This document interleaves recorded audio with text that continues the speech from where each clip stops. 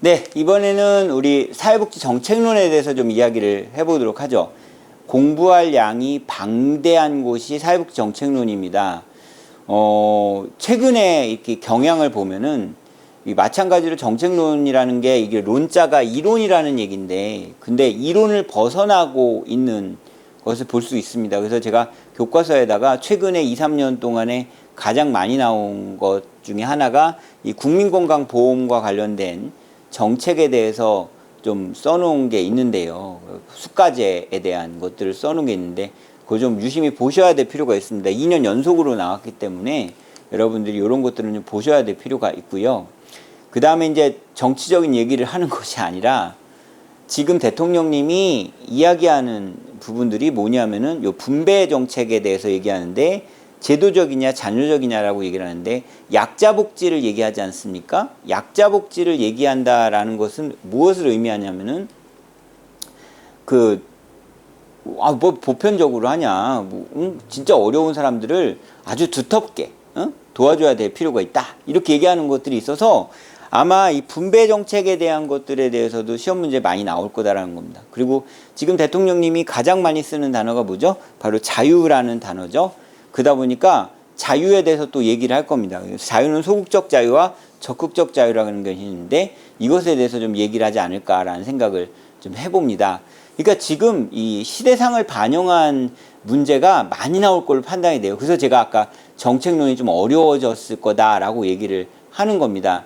사실 시험 문제 내기도 힘들어요. 이게 갑자기 우리나라 정책 자체가 확 바뀌는 상황으로 되어 있는 거라는 거죠. 그렇잖아요. 어쨌든 우리나라에 절대적인 권력을 가지고 있으신 분이 이 말로 하면 그렇게 된단 말이에요. 교육 정책도 지금 그러고 있는 거 아닙니까? 그러니까 제가 지금 얘기하는 거 이상하게 듣지 마시고 여러분들 이 시험이라는 건요, 사회복사가 지금의 세상 돌아가는 것에 대해서 알고 있느냐를 의미하는 거기 때문에 사회복지에는 맞다 틀리다가 아니라 변화라는 부분들을 봐야 되기 때문에 본인의 사상이 좋든 싫든 어떤 것이든지 간에 지금 세상 돌아가는 것을 알고 계셔야 될 필요가 있다라는 얘기입니다. 그래서 이번에 정책론을 제가 왜 이렇게 많이 적어놓냐 하면은 이론도 많이 알아야 되지만 지금 현재 돌아가는 세상을 보셔야 될 필요가 있다라는 말씀을 드리려고 하는 겁니다.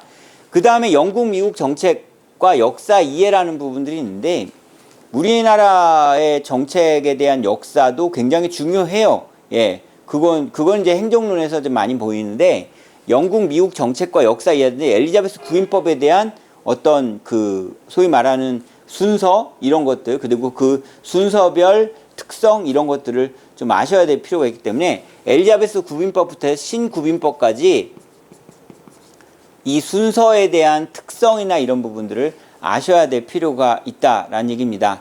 그 다음에 이제 사회복지 국가 유형이라는 게 있어요. 그래서 2분법, 3분법, 4분법이 있는데 윌렌스키와 르보가 2분법, 그 다음에 티트머스 3분법, 그 다음에 이 4분법은 윌렌스키와 르보가 아닌 티트머스가 아닌 다른 사람이 4분법 이렇게 해가지고 외우라고 말씀을 항상 교육할 때 드리는데 2분법, 3분법, 4분법에 대해서 알아두셔야 될 필요가 있고요.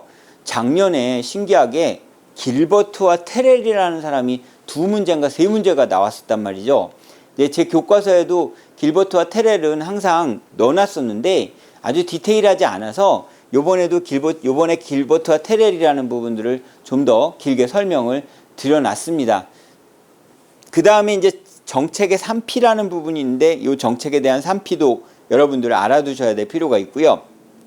아까 지역사회복지론 얘기했을 때 베버리지 보고서 있었다고 그러지 않습니까? 이 영국의 베버리지 보고서 NHS라는 정책의 효시라고 보는 이 베버리지 보고서에 대해서도 여러분들 공부를 하셔야 될 필요가 있고요.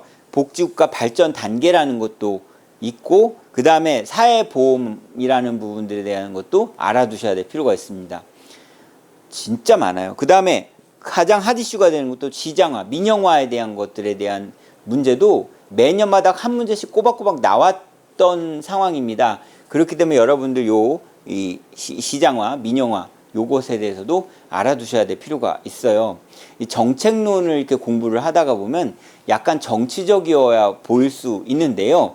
정책이라는 것 자체가 뭐 국회의원들도 그렇고 지금 우리나라 정부가 매번 만들어내는 걸 정책이라고 얘기를 하는 거기 때문에 그렇게 보일 수밖에 없는 거고, 이게 사회복지라는 부분들 발달과 관련된 부분 아까 설명드린 국민연금 정책도 눈여겨보셔야 될 필요가 있습니다.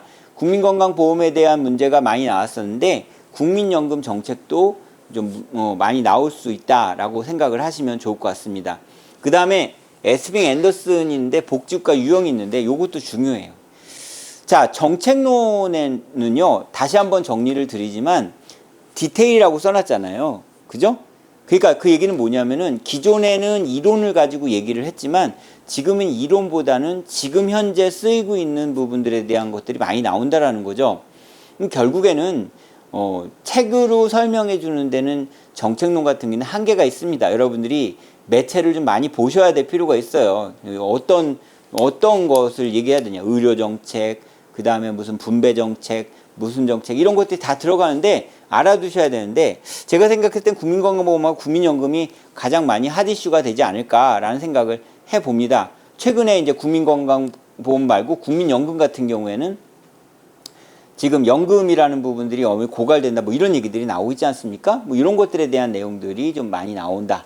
그 다음에 자유평등, 이런 것들에 대한 거. 그 다음에 사회보험, 이 부분에 대한 것들에 대한 특성도 알아두셔야 될 필요가 있습니다. 되게 많죠? 예, 정책론은 공부할 게 많습니다. 그래서 보통 우리가 수업 형성하는데도 정책론 부분이 시간이 좀 많이 걸리는 그런 특성이 좀 있습니다. 예, 이렇게 해가지고 여러분들하고 사회복지 정책론에 대해서 설명을 드렸습니다. 이제 몇 과목 남았어요? 2과목 남았죠. 행정론하고 법제론, 이렇게 2개가 있는데 여러분들 그때 뵙도록 하겠습니다.